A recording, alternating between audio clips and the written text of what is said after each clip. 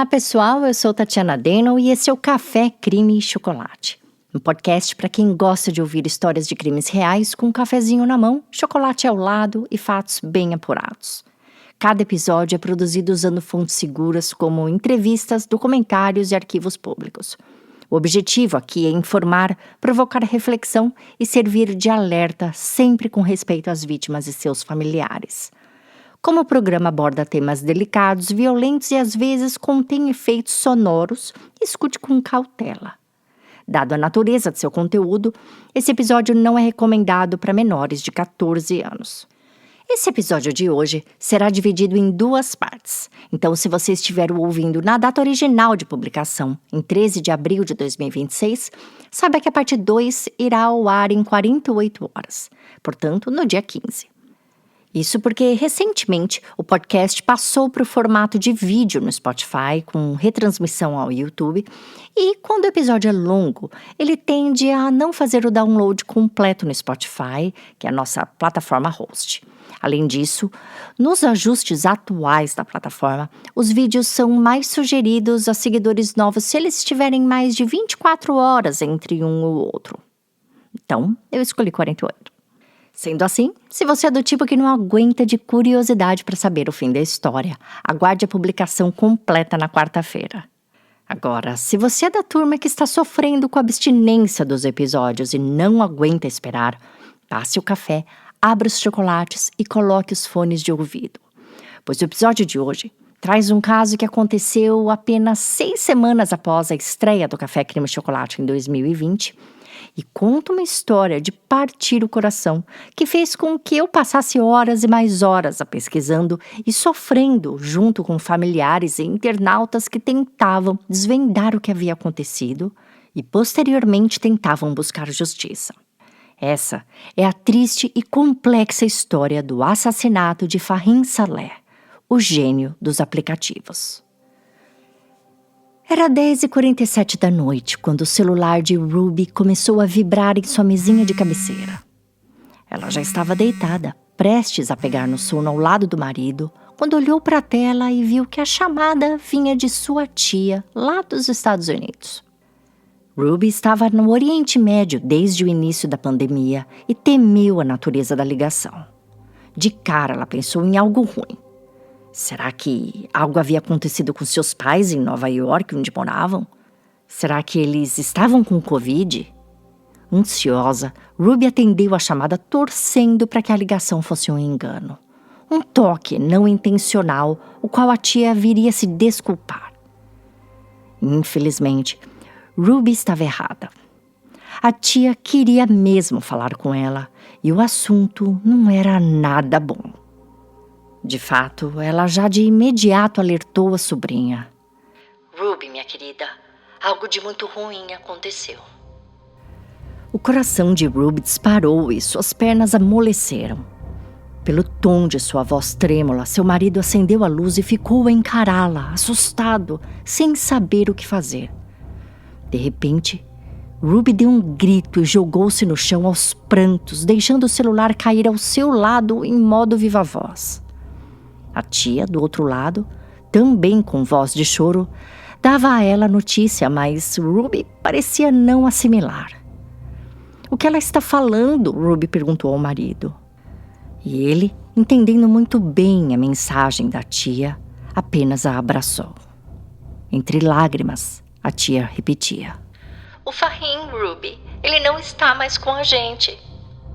Em poucas horas, Ruby, de 40 anos, cruzaria o Atlântico em um voo que parecia sem fim, rumo ao que viria a ser o pior de seus pesadelos, a maior de suas dores e o início de uma jornada de 4 anos em busca de justiça pelo seu adorado irmão.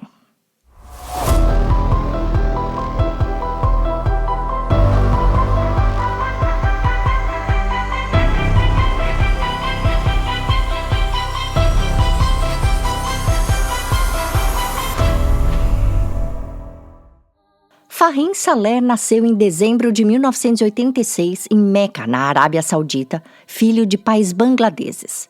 Sua família era composta por seus pais, Udin e Rayana, e 2 irmãs, uma 7 anos mais velha, chamada Ruby, com quem ele era muito próximo, e outra mais nova, chamada Reeve.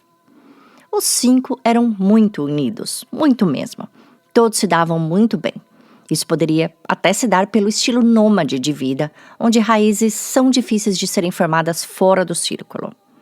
A família vivia se mudando em busca de um lugar mais próspero e seguro para viver, e cada vez que os filhos começavam a criar vínculos em algum lugar, vinha outra mudança.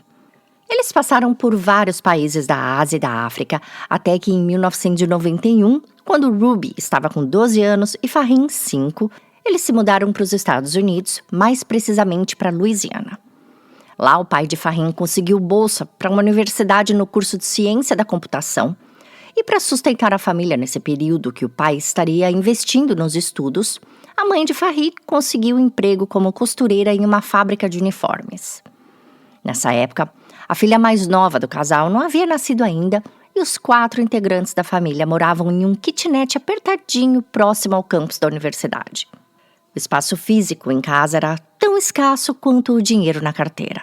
Mesmo assim, os 4 viviam harmoniosamente com um sorriso no rosto.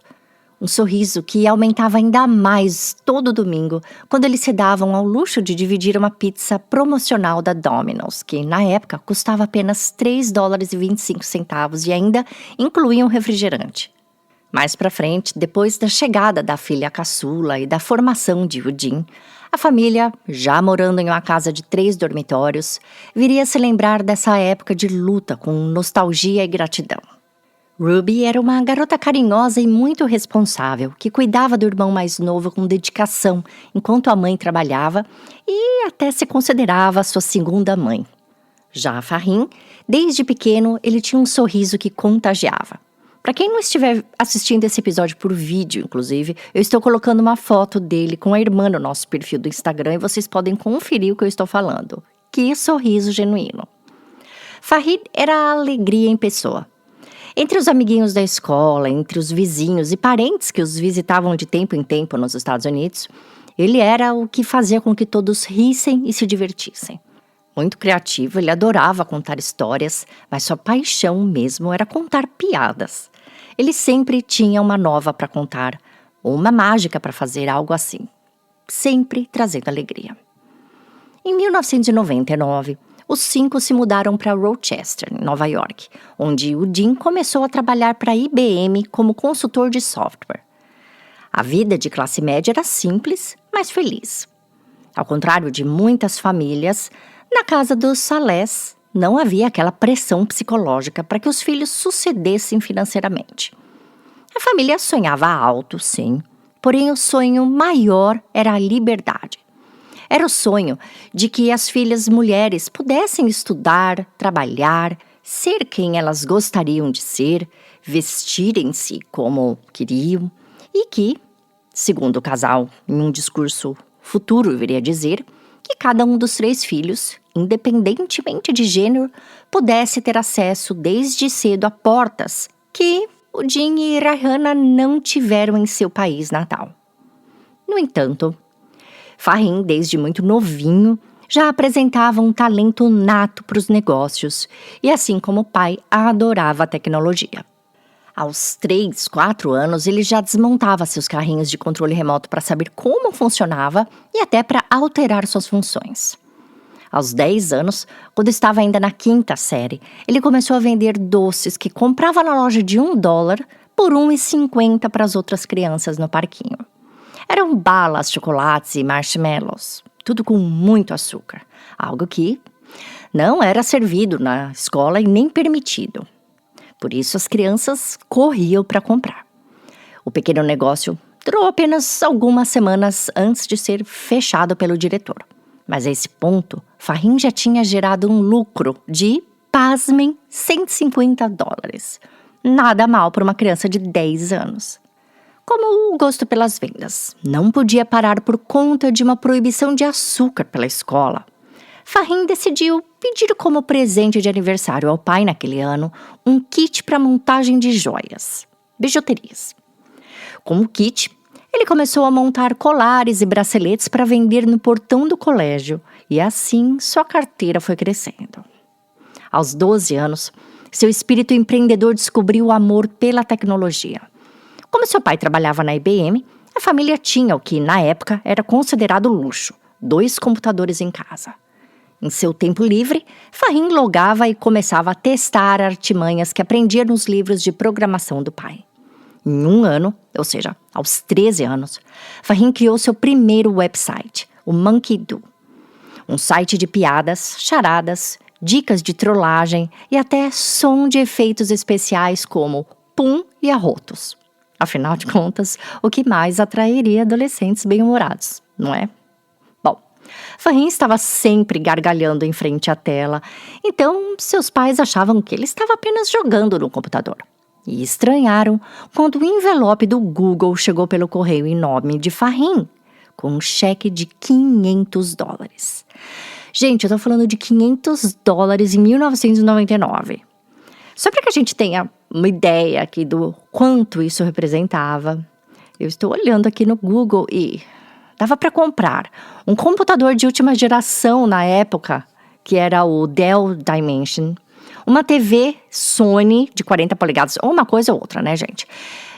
Uma TV de 40 polegadas, que era coisa bem legal também para a época. Dava para pagar um cruzeiro da Royal Caribbean para Bahamas, para 3 adultos saindo de Miami com tudo incluso. E o mais incrível, dava para comprar um Corolla sedã com 8 anos de uso. Pena que Fahim não podia dirigir ainda. Bom, a primeira coisa que o Dean fez ao ver o cheque em nome do filho foi desconfiar. Como assim? Um pré-adolescente, que até tinha a cara de ser mais novinho do que era, ganhando ali uma quantia daquela? O que será que ele estava aprontando no computador? Fahim sempre foi um menino de boa índole, obediente, mas o Dean chegou a sentir um frio no estômago de pensar qual poderia ser a fonte daquele cheque. Pesquisando direito a tela do filho, ele pôde verificar que não havia crime ou golpe algum acontecendo.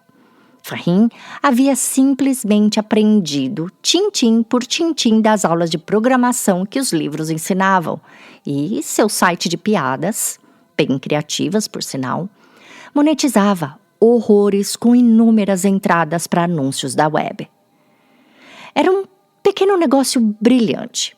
Afinal de contas, vamos imaginar. Estamos falando de 1999, o boom da internet residencial. Boa parte das residências de classe média e alta estava com um computador, mesmo que financiado em casa. E enquanto os adultos passavam as noites em chats como o UOL e Yahoo, adolescentes faziam o mesmo à tarde, depois da escola. Era o início da era social online, e o que poderia ser melhor do que um site que gerava emojis para copiar, GIFs, piadinhas e qualquer outra coisa capaz de quebrar o gelo de um bate-papo. Pense bem, aquele que abrisse um fliperama em uma cidade teria como cliente os adolescentes do bairro que queriam se distrair e se divertir. Mas aquele que montasse uma loja de diversão online teria como cliente o adolescente do país inteiro. E naquela época, esse alguém era uma pessoinha só, Fahim. O adolescente convenceu o pai a abrir-lhe uma conta bancária, pois os cheques não parariam por ali. A verdade é que Fahim, além de entender muito de tecnologia e programação, ele entendia o ser humano. Ele sabia o que era para um menino imigrante com sotaque forte chegar aos 5 anos a uma escola americana e ter que fazer amizades. Ele entendia seu grupo e suas necessidades. Vender doces na escola não só o rendeu lucro, mas o tornou popular. Vender piadas em um site o tornou um mini gênio. Como um pré-adolescente se destaca em seu grupinho? Como? Sendo mais engraçado, sendo mais esperto, o que tem as melhores piadas. Com esse site e alguns outros que ele criou entre seus 13 e 17 anos, Fahim ganhou mais de $400 mil. E ele nem sequer havia se formado do ensino médio ainda. $400 mil em 2001, 2003, gente. Isso representa, segundo o índice de inflação, $700 mil hoje, ou 4 milhões de reais. E, gente, se alguém tiver alguma dúvida quanto a esses números, cheque as fontes. Cheque as documentações da Receita Federal Americana, está tudo lá. É surpreendente imaginar um jovem tão bem-sucedido a ponto de criar e administrar sua própria empresa antes mesmo de completar 18 anos. Mas, segundo a família Saleh, esse era simplesmente o jeito de Fahim. Ruby, sua irmã, lembra-se de dias em que ele ficava tão absorvido no trabalho que nem percebia que havia perdido o almoço e o jantar. Ao se formar do colégio, Fahim decidiu ingressar na Universidade Bentley, em Massachusetts. Essa era uma universidade cara, mas como ele tinha não só guardado, mas investido todo o seu dinheiro, ele garantiu seu sustento dizendo aos pais que não precisavam se preocupar com ele e que poderiam usar o dinheiro que eles tinham guardado para a faculdade dele para implementar os estudos da irmã. Na Bentley, ele continuou a desenvolver e aprimorar suas habilidades, obtendo um diploma em Engenharia e Ciência da Computação, e ao se formar, Fahim decidiu abrir sua própria empresa desenvolvedora de software, com um endereço físico mesmo, uma empresa, com mesa, cadeira, secretária, tudo, onde ele começou a construir a carreira que ele realmente desejava. Dessa fase em diante, Fahim começou a ganhar bem mais e ofereceu ajuda aos pais. Mas o Dean ainda trabalhava na IBM e disse ao filho para não se preocupar e focar em seus próprios negócios. Mesmo assim, Fahim pagava um fundo de pensão aos pais, ajudava as irmãs, pagava as férias da família e secretamente mandava um cheque mensal para a mãe dele, para que ela, em suas próprias palavras, gastasse com coisinhas de mulher. Unha, maquiagem, roupas e os shampoos caros que ela sempre sonhou. Era com muito carinho que ele fazia tudo isso e era também com muito carinho que sua família recebia. Cada jantar deles juntos, cada viagem, era zero drama, muito respeito, muitos sorrisos. Eles se viam como um verdadeiro time. Em 2010, aos 24 anos, Fahim fundou a TapFurry, empresa que desenvolvia aqueles aplicativos que você cuida de um animalzinho online, e ela virou um baita sucesso. Com o público pré-adolescente e jovem ainda em mente, ele fundou depois um aplicativo que ficou extremamente famoso, viralizado e controverso, chamado Prank Dial. Traduzindo para o português, uma espécie de disque-trote. Inicialmente, o Prank Dial oferecia um conjunto limitado de trotes telefônicos narrados pelo próprio Fahim, que os usuários podiam escolher e mandar para quem eles quisessem.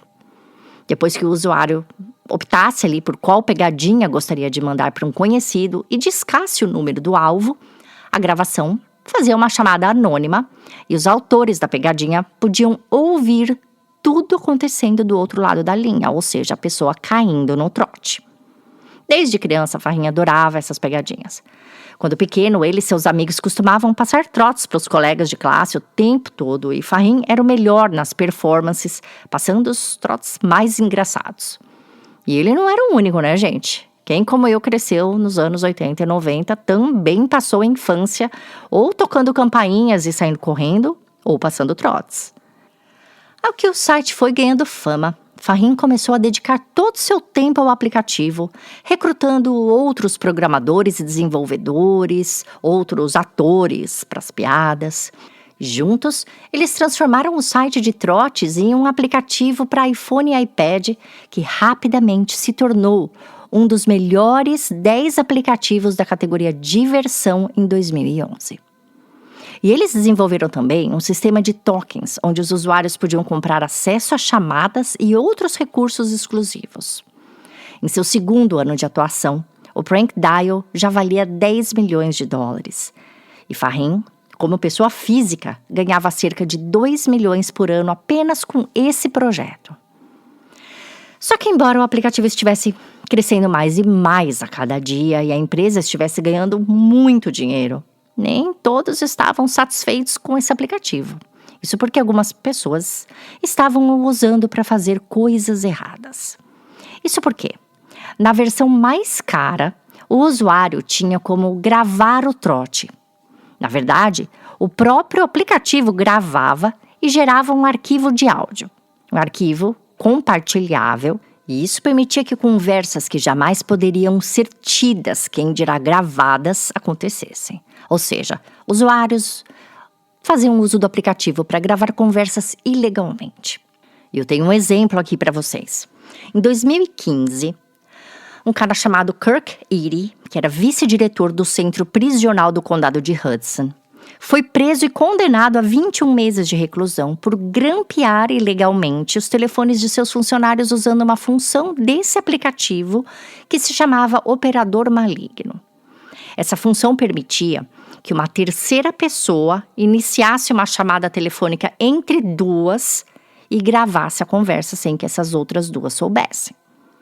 A ideia inicial era gravar um trote, mas algumas pessoas simplesmente usavam essa ferramenta para gravar outras coisas, a conversa entre si. E o que aconteceu com esse cara foi bem assim. Kirk resolveu usar esse aplicativo para gravar seus funcionários, porque ele achava que os funcionários estavam falando mal dele, tá? E quando ele ouvia a conversa das duas pessoas, conversa, gente, aleatória, tá? Que ele gravava e ouvia depois. Ele ficava com raiva delas, é lógico, porque elas estavam falando mal dele.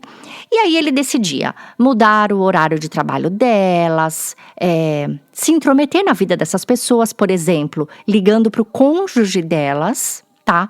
E contando coisas que ele descobria nessas ligações, mas não deveria contar. Existe até um relato, gente, de que ele ficou com tanta raiva de uma pessoa que ele foi lá e cadastrou essa pessoa como membro da Ku Klux Klan. E essa pessoa não fazia nem ideia e começou a receber as correspondências em casa e recebeu até, parece que, ligação da polícia. Mas, enfim, ele foi pego, né, descobriram depois que ele conseguiu fazer todas essas gravações e ouvir essas conversas pelo aplicativo do Prank Dial. Porém, segundo Fahim, o mau uso do aplicativo por Kirk não era de responsabilidade dele e de sua empresa, pois o site fazia a pessoa clicar em um atestado garantindo que não o usaria para nada além dos trotes que eram totalmente inofensivos e todos como caráter de brincadeira. Depois de cumprir sua pena, Kirk ainda entrou com um processo contra a Fahim e sua empresa alegando ter sido enganado sobre o aplicativo e sua legalidade. Uau, né? Ai, gente, é como se o Bryan Kohberger tentasse processar a fabricante da faca que ele usou nos crimes, pelo fato da faca tê-lo possibilitado cortar alguém, né? Bom, vale dizer que a justiça recusou o processo de Kirk. Bom, mas ele não foi o único a ter problemas com o Prank Dial. Muitas pessoas que recebiam as ligações com trotes ficavam pé da vida e escreviam avaliações negativas no Google, descrevendo o aplicativo como uma ferramenta de assédio. Mas, apesar das muitas maneiras pelas quais o aplicativo foi usado para fins problemáticos, o Prank Dial ainda está disponível hoje em dia e é usado atualmente. Só que Fahim não parou com ele. Ele anualmente criava novos sites diferentes, novos aplicativos para diferentes funções. Sua maior aptidão era detectar uma necessidade de mercado e criar uma solução tecnológica para ela. E seus esforços não se restringiam apenas ao mercado norte-americano. Em 2013, ele desenvolveu a Pathio, um serviço de compartilhamento de viagens de motocicleta em Bangladesh, tipo um Uber de moto, avaliado em $100 milhões. Em 2 anos, a empresa se tornou uma das 10 startups de crescimento mais rápido da Ásia inteira.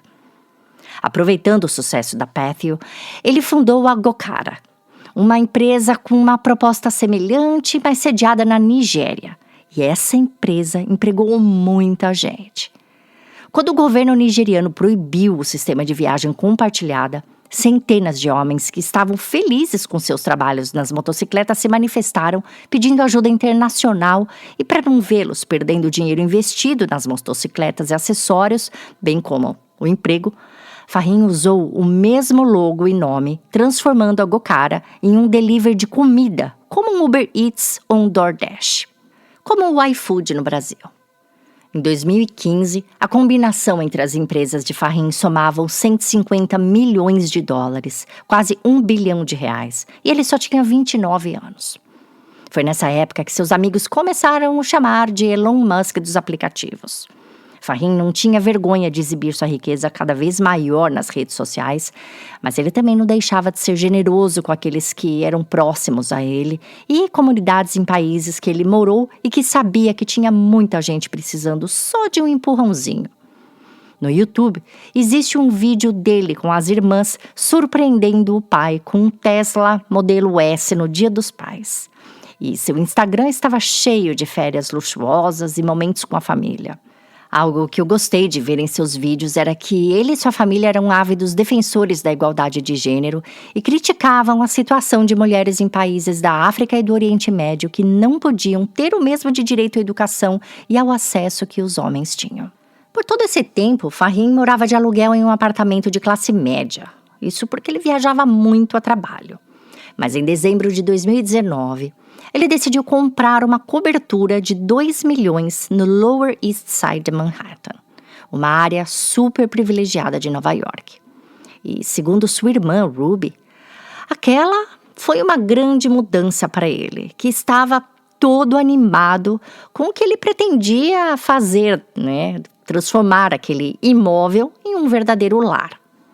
O apartamento já era super bonito, mas não tinha a cara dele e ele queria eventualmente reformá-lo, então estava naquela fase gostosa de ficar pesquisando ideias na internet e, é claro, no Pinterest, coisa que ele compartilhava com a mãe e com as irmãs.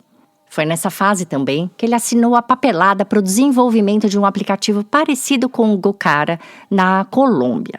E ele estava super entusiasmado.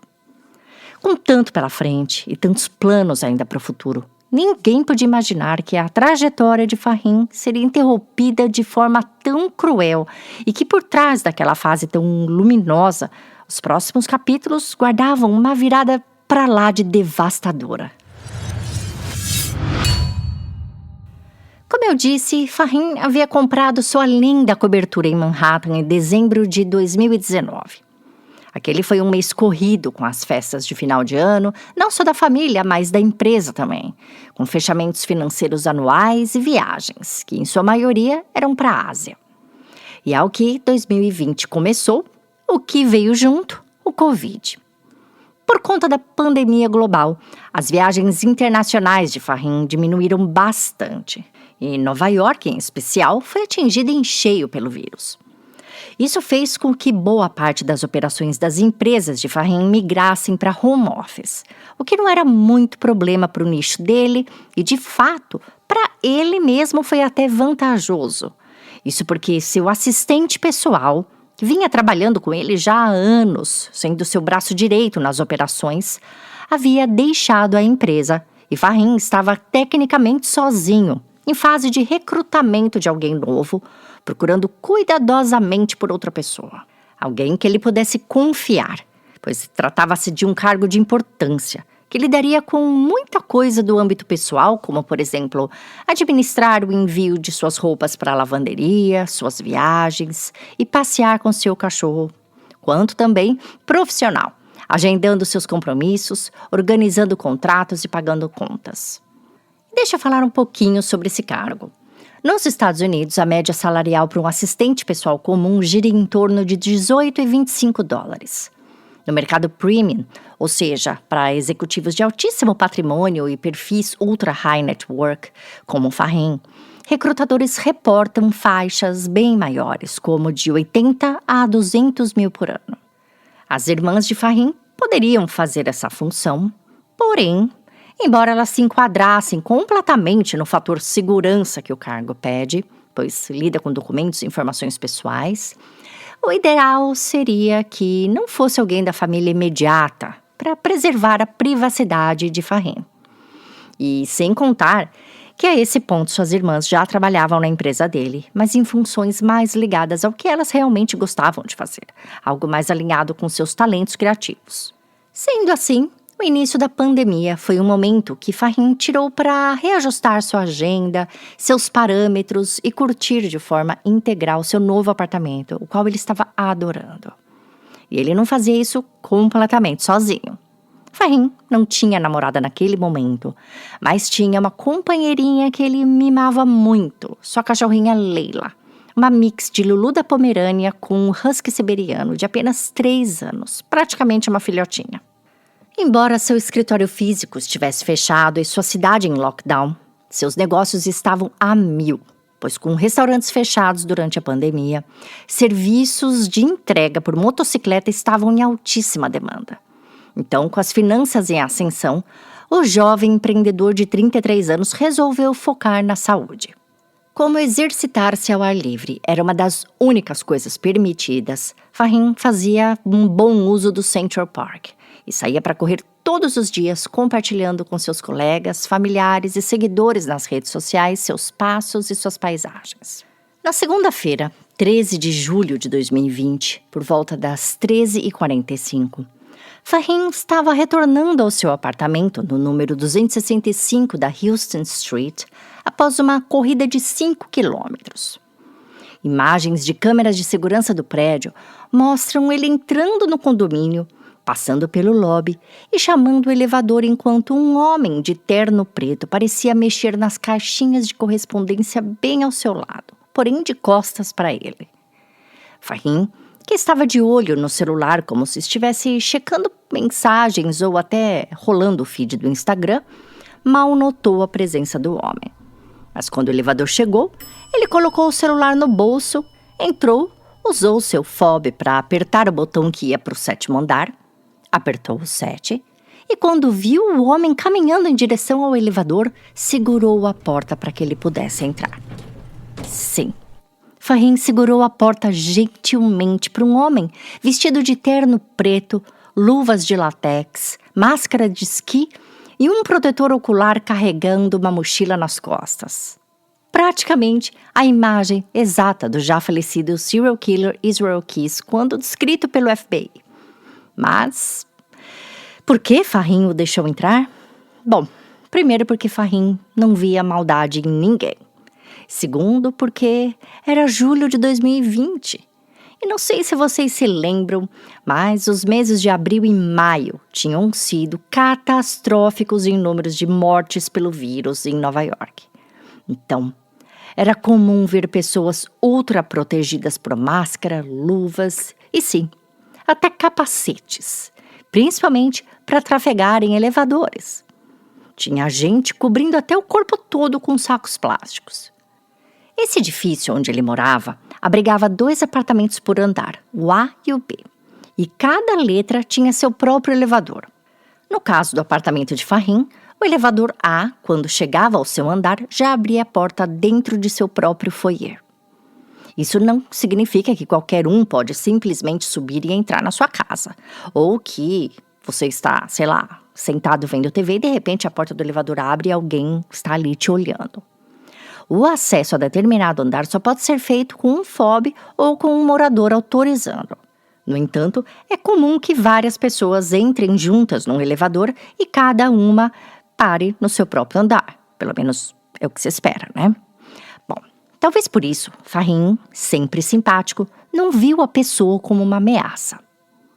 As imagens mostram os dois interagindo rapidamente até que o elevador para no 7º andar e ao que Fahim acena um rápido tchau ao indivíduo, a quem ele pensava estar prosseguindo para o 8º, que era a cobertura, esse indivíduo mascarado o segue em direção à porta e dispara um taser, uma arma de choque contra ele, que imediatamente cai em seu próprio lobby.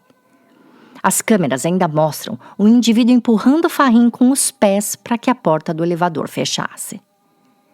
Importante dizer que esse condomínio, embora luxuoso, não possuía seguranças nem portaria. Tudo era automatizado e isso significa que ninguém estava ativamente conferindo as imagens naquele momento.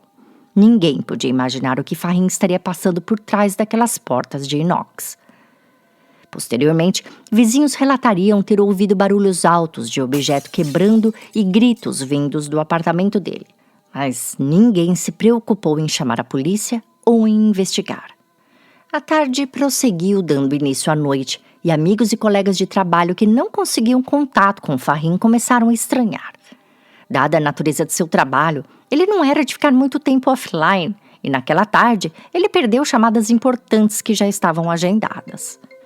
Devido ao lockdown, muita gente de sua equipe estava fazendo home office em outros estados e até em outros países. E por causa disso, havia uma dificuldade em checá-lo pessoalmente. Entretanto, na manhã seguinte, ao que nenhuma das mensagens enviadas a ele por WhatsApp sinalizaram que ele as teriam lido, a preocupação aumentou e uma prima sua, que morava em Manhattan e era a mais próxima do bairro dele, foi a pedido de uma de suas irmãs checar se ele estava em seu apartamento. O nome dessa prima está sob sigilo na maioria das fontes, então aqui nesse episódio vamos chamá-la de Amira. Com o código da porta principal em mãos, Amira entrou no prédio, liberou o elevador com o mesmo código e subiu ao 7º andar. Ao que o elevador chegou e abriu as portas, ela se deparou com um silêncio ensurdecedor, que logo foi quebrado pelo som das patinhas de Leila vindo calmamente em direção a ela. De repente, Amira ouviu uma porta de metal bater e levou um susto. Parecia ser a porta que dava acesso às escadas de incêndio.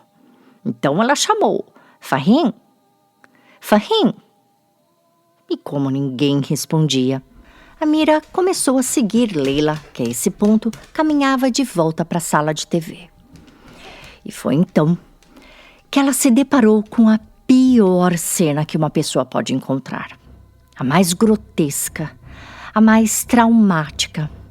Uma cena que nem em filmes de terror temos coragem de tirar as mãos dos olhos para encarar o que a tela revela.